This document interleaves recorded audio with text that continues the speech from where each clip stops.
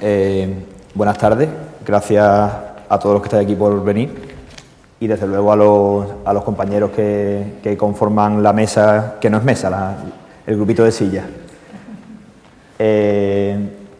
Yo creo que vale la pena, bueno, Curro ha presentado alguna cosa, yo creo que vale la pena decir alguna cosilla sobre lo que es sesiones de tarde, ¿no? Integrarla comprenderla dentro del marco de la semana. Sustituye a lo que otros años, otras ediciones de la Semana de la Arquitectura eran conferencias, y este año en vez de conferencias de una persona pues son coloquios. Entonces, digo esto porque la intención es que sea un coloquio no solo entre nosotros, que somos los que empezamos con el acto, sino también con vosotros. O sea que cuando acabemos lo que queráis comentar pues, o preguntar, bienvenido. Como sabéis, este año, la Semana de la Arquitectura, esta edición, que es la 18, se dedica a arquitectura e identidad. Creo que vale la pena hacer una pequeña aclaración, porque, por ejemplo, hoy hemos leído un artículo en un periódico que explicaba un poco, trataba de hablar de la Semana de la Arquitectura, y creo que estaba fatalmente explicado. Creo que la palabra identidad solo se puede usar en singular, por lo menos en el sentido que le hemos querido dar a la organización, en el título, ¿no?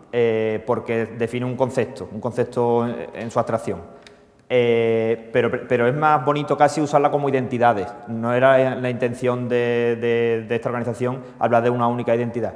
Lo digo porque en ese periódico aparecía como que la semana se iba a dedicar a la identidad sevillana, y eso a mí me ha parecido la feria y cosas así. Entonces, bueno, se trata de charlar sobre la implicación que tiene la arquitectura dentro de ese concepto tan amplio que es identidad. Bueno, yo ya paso un poco a presentar. Como sabéis, existen 5 de estos coloquios. Este está dedicado a identidad y medio rural. Habitualmente, la primera página, digamos, siempre de la arquitectura está ocupada por problemática urbana y bueno, por supuesto sigue siendo interesante hablar no solamente de los temas urbanos, ¿no? Entonces, bueno, no creo que sea de José Ramón Sierra la frase esa, pero sí que es un mérito suyo utilizarla en muchas ocasiones. Él dice que la naturaleza es bonita, es todo lo que queramos, es interesante, pero es hostil, no sirve para la vida del hombre, del ser humano, es peligrosa, es incómoda. O sea, el hombre no es el único animal, pero es el que principalmente lo hace, transforma la naturaleza para vivir en ella, para poder vivir en ella o para utilizarla, porque quizás sin transformarla no le resulta útil, ¿no? O le resulta más útil transformándola. Es muy típico lo de cuando se habla de un concepto leer lo que dice el diccionario, y yo no lo pretendía hacer, pero ha llegado un momento que eso siempre mi madre también lo hace, que cuando estás intentando organizar algo vas al diccionario a ver si te aclara algo. Y la verdad es que me ha resultado muy curioso cómo define la primera y la segunda sección, cómo define la RAE la naturaleza. Y por eso la voy a leer, si no, no la leería. Dice: principio generador del desarrollo armónico y la plenitud de cada ser, en cuanto tal ser, siguiendo su propia e independiente evolución. Pero sobre todo el segundo, conjunto de todo lo que existe y que está determinado y armonizado en sus propias leyes. O sea, de todo lo que existe. Lo digo porque se suele usar naturaleza para definir esto, sin embargo, según la RAE, la naturaleza es también esta silla. De todo lo que existe, que es interesante. Entonces, bueno, yo me refería a ese concepto que José Ramón habla muchas veces, a esto que es lo que todos tenemos en la cabeza como naturaleza.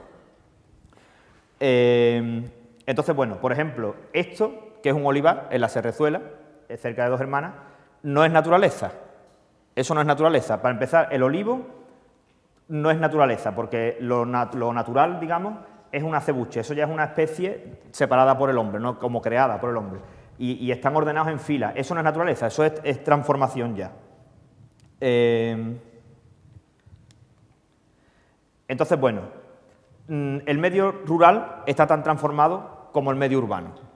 Es que realmente es una misma construcción, que empieza en una plaza tan urbana como esta y acaba en uno de estos olivares de cualquier pueblo, por ejemplo, del Coroní. Es una construcción continua. De eso creo que Luisa Alarcón se va a encargar bastante de hablar de ese tema y de poner, sobre todo en crisis, ese concepto de medio rural.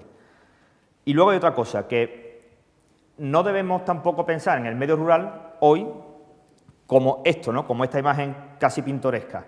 Esto fue hace 100 años. Bueno, concretamente la recolección de la aceituna de mesa, como sabéis, de la gordal y la manzanilla, sigue pareciéndose a esas técnicas porque no se ha conseguido mecanizar mucho, pero bueno, está claro que esa imagen es una imagen del pasado, ¿no? O esto, ¿no? Este es el palenque de los palacios, ya desaparecido, una foto del año 50, que a mí personalmente me gusta mucho. Pero eso ya no es el medio rural. Igual que la ciudad se ha transformado, el medio rural también se ha transformado. Como digo que es una construcción continua, siempre ha sido así. O sea, se ha transformado a la par la ciudad y el campo, la ciudad y el campo.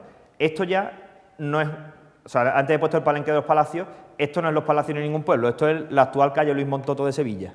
O sea, que en ese momento en el que el campo era lo que hemos visto antes, la ciudad también era esto. Esta es la Feria del Prado de San Sebastián. O sea, fijaros dónde estaban los animales, no, y las bestias, al lado de la catedral y de la Giralda, ¿no? Y como última comparación así de la continuidad que tiene lo rural con lo urbano, fijaros cómo las arquitecturas ya desaparecidas seguían, o sea, eran muy parecidas también, por lo menos en el caso concreto de Sevilla y su entorno, entre Sevilla y su entorno. Lo que hay a la izquierda es una casa que estaba en Dos Hermanas, desaparecida y sustituida por un edificio horroroso, por cierto, que era la casa de los Rivas. Fijaros cómo una casa rural, o de un pueblo muy pequeño en ese momento, es muy parecida a esas otras casas, que son una calle de Triana, la calle Rodrigo de Triana, con los mismos áticos de medios puntos. Había una relación muy fuerte, también en el pasado, no solo hoy, entre la ciudad y el medio rural que tiene alrededor. Bueno, como decía, esa imagen pintoresca que hemos visto antes del campo ya no existe. Hoy el medio rural, pues, es este. Podemos poner 1000 imágenes, ¿no? Pero está claro que no tiene mucho que ver con lo que decíamos antes. No obstante, también hay que aclarar, y eso creo que también quizá lo comente Luisa, el entorno inmediato a Sevilla, o el medio rural que circunda Sevilla, está formado por pueblos o por poblaciones muy grandes, o sea, muy urbanas también, en comparación con otros municipios, con otros entornos rurales, me refiero a otras ciudades.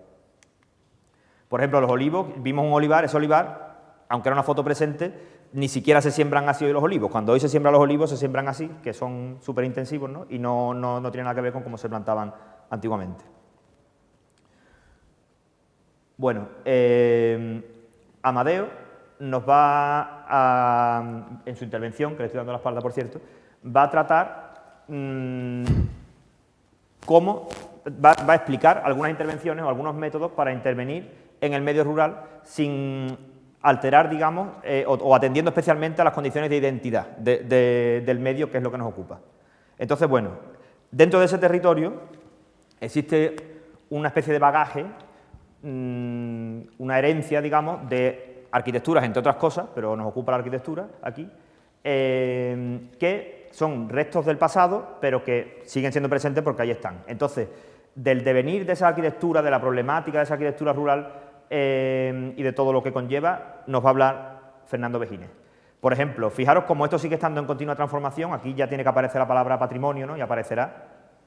Esa es una hacienda que se llama La Chaparra, que está cerca de Dos Hermanas, aunque es término de Alcalá o de Utrera, no recuerdo. Esa foto está tomada en 2017, está entre Girasoles. Fijaros que ya ha sufrido una transformación el campo importante, porque la hacienda siempre está vinculada al olivar, y ya ahí no hay ningún olivo, o sea, ya lo que hay son girasoles, ¿no? Pues esta mañana, bueno, esta tarde a las 4 de la tarde, he tomado esta otra foto, veis que es la misma hacienda, un poco más a la derecha, y está ya dentro de un panel, o sea, de un parque fotovoltaico, no sé si veis los paneles, que es el parque Don Rodrigo, que parece ser, pues, según salía en prensa ayer o antes de ayer, que es el más grande de Europa sin subvencionar. No sé el subvencionado cuánto es más grande. Pero ya fijaros que la tierra, por ejemplo, en torno a la arquitectura, sirve para producir energía y no ni siquiera para producir alimentos, ¿no?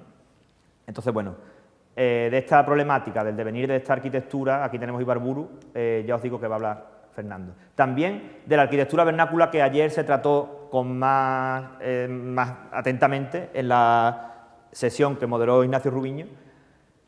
También de la arquitectura vernácula urbana. Por ejemplo, esto es una casa de los palacios que todavía se mantiene, pero que lo que fue arquitectura normal, que conformaba el grueso de los núcleos urbanos, ya hoy son excepciones, ¿no? Se ha sustituido prácticamente esta arquitectura por arquitecturas más pintorescas o menos pintorescas, pero diferentes.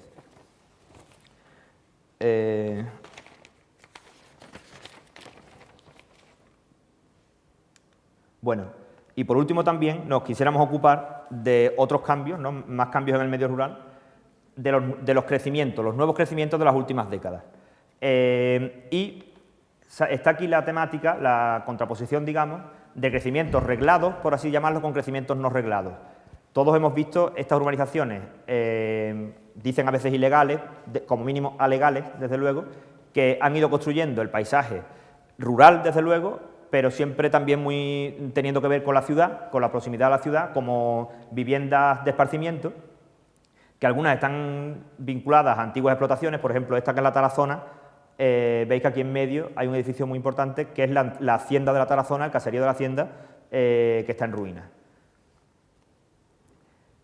De esta transformación se va a ocupar quizás más que nadie Luz, que va a hablar también, quizá ¿no? en un sentido de memoria, de un paisaje transformado, comparando su experiencia de quien ha vivido fuera unos años y se encuentra grandes transformaciones en el paisaje. Nos interesaba esto de los crecimientos, vamos a llamar alegales, porque en su confrontación con los legales o con los urbanizados, digamos, legalmente, yo no sé cuál me gusta más, la verdad. Esto es una periferia del de los Molares, y esta es la típica arquitectura de plan parcial, que yo no sé si esto se integra más en el entorno que lo que hemos visto anteriormente.